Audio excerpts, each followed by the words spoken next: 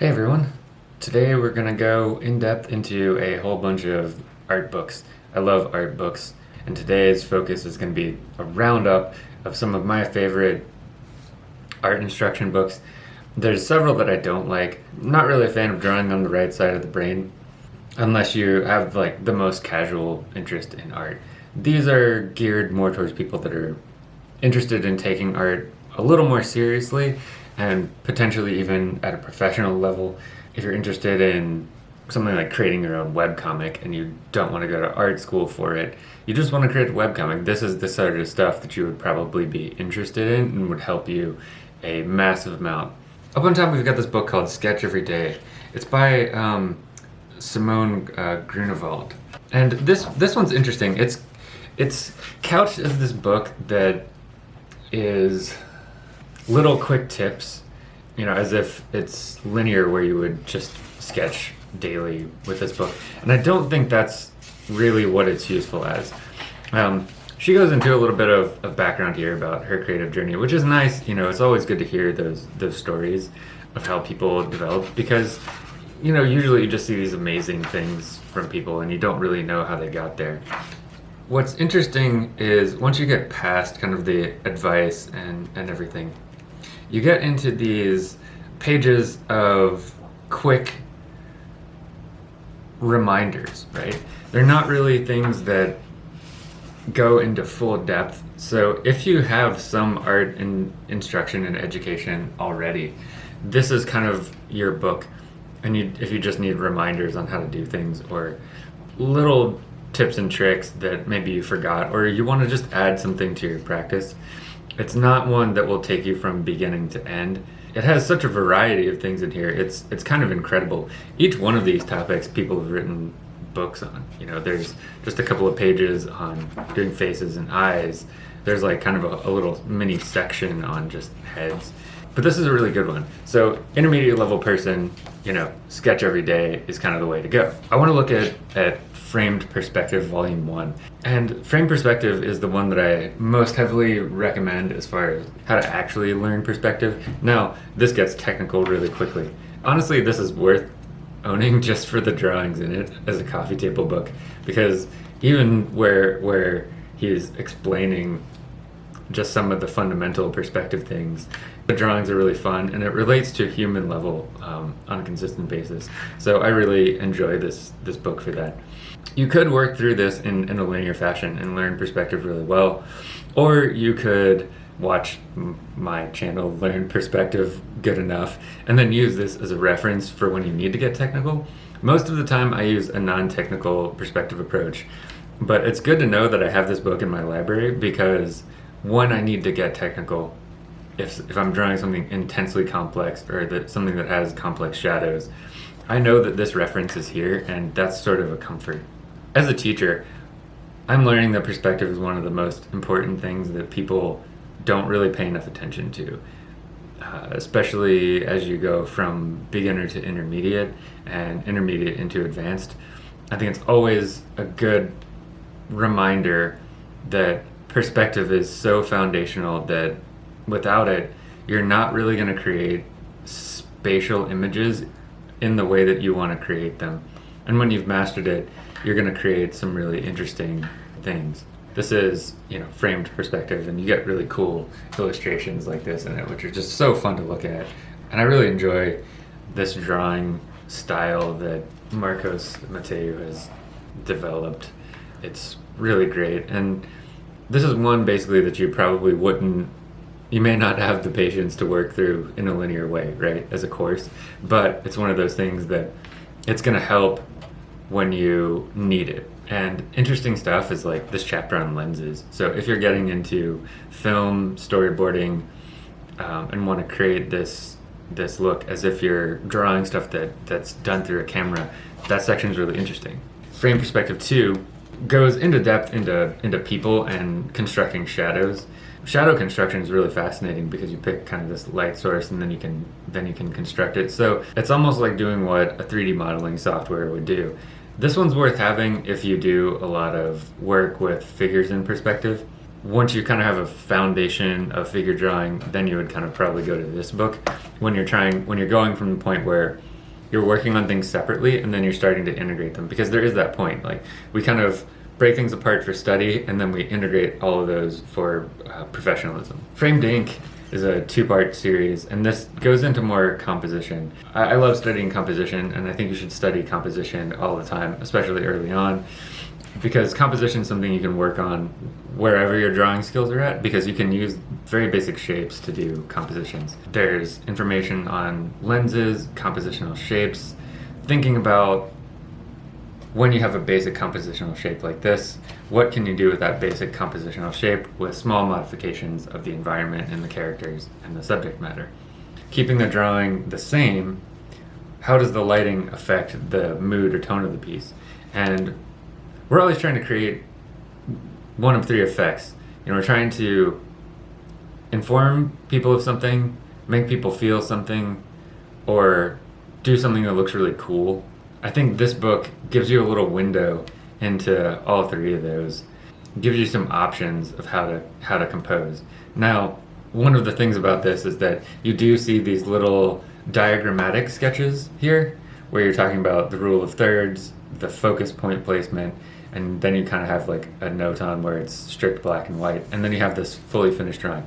So this isn't necessarily like a how to draw from the ground up sort of book. I'm still looking for a great book that does all of that. We're probably all waiting on Will Weston to release his book, and I think that will have a lot of information. I'm not sure what's in it yet, but it'll be really exciting when that comes out, because when I asked him about it, he did say like, hey, it's going to be kind of a little bit of everything. Now, this Framed Ink 2 is more about layout and ratios and what layout can do for you. This is something that if you're into comics and making comics would be really helpful, because he talks about basically manipulating the frame itself to help your storytelling elements.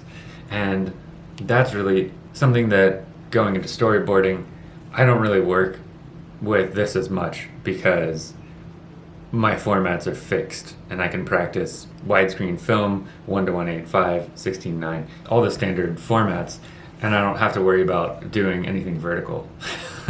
I just do vertical stuff for fun when I feel like it in the sketchbook. So this one's worth it if you're interested in getting into comics.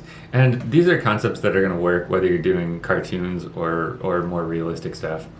The concepts are going to work very well for you no matter what.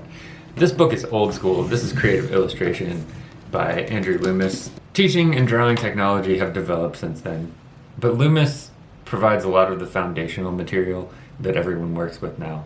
And so Loomis is worth taking a look at. This is one of those where we can pull a lot of little nuggets out of here.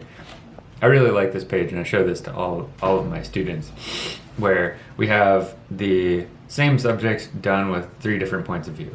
One where you're kind of shoulder level to this character playing the piano. One where you're taking a bird's eye view. I think in the text he says something about it, as if you're standing on a balcony. And here you kind of have the worm's eye view, where you're level with the ground and looking up at these characters, and it changes the dynamic of all that. There's sections on eye pathways and what I call this shape isolation. He calls it contrast of liner shape, where you take a thumbnail, you take one shape, and then you isolate it by surrounding it with different lines and shapes. And then he also talks about emotional response and line and shape, which I think is good. It gives you a start. It's not the end all and be all of it. He talks about some mediums for a while, and that's all fine. And then he talks about tonal plans, where you have your grays. I think there's different tonal plans that have developed. Dark on light, light on dark is a simpler one that I usually have all of my students start with. There's also dark, medium, and light, foreground, middle ground, background.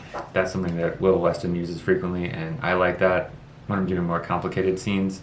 One thing that Loomis is big on in this book, generally speaking, is planning. There's also stuff about working with photo references in here. It can be really useful. There's one section on color that's in the middle, where he calls it a new approach to color.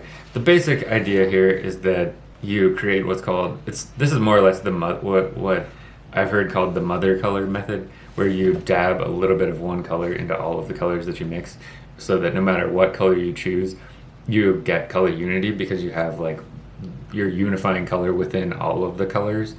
So it opens up your color possibilities because you're not as restricted to a color scheme. Creative illustration is probably more than you could really absorb in a year if you're really working on each of these concepts. Framed environment design is the new framed book, and this is a little more specific towards if you want to design environments. So this assumes that you already know a fair amount about perspective. There are some interesting things here where he talks about designing flat areas, translating it into perspective. And what's really cool about this is he does have reference compilations and then shows what he does with those reference images. And I like that a lot. There's not enough of that. If I were to ever write a book, I would want to have my own references in there too and show how these things develop. What's cool is you get the reference, you get the sketch, you get the final, so there's some step-by-step in here. It's not always step-by-step, but my initial impression of this is that it's a fantastic book. So framed environment design is definitely worth it. Let's say you had to buy one book and you're interested in perspective and that's the weakness that you want to work on. Of course, you're going to get Framed Perspective Volume 1. Let's say you know perspective pretty well and you kind of have figure drawing down, you're integrated and you're working professionally maybe, or you're a more advanced student but you kind of forget things sometimes and like things don't work out and you need reminders constantly. That's where you pick up Sketch every day. If you're really interested in composition, of course, Framed Ink is the way to go. I get a lot from this working on storyboards. I read a page of this basically every day before I start. Framed Ink 2 is your go-to for comics. Framed environment design is if you've already become solid on perspective and you just want to design environments and design these places that don't exist. So this is like if you're into world building, framed environment design is probably the way to go. If you are having trouble putting your characters into your environments, that's Framed Ink 2. Creative illustration is your old school general overlook, and this is probably something that you would get if you want to kind of put a whole practice together. That's the sort of roundup for all of these basic drawing books. We're going to do an in-depth review of each of these books in addition to this broad overview. If you enjoyed this, please subscribe to the channel, comment, let me know what you're interested in. I respond to and review every single comment on the channel, and I love hearing from everybody that's watching. You all give me more ideas about what to show and questions, and I think those are some of the most interesting things for me to make are the ones where you come up with an idea or have a question and I come up with an answer. That's when I feel most creative as a teacher, when questions lead to new places. So look out for more videos coming soon. Look out for some courses that'll be up on the ArtStation, and thank you for all of your time. I appreciate it.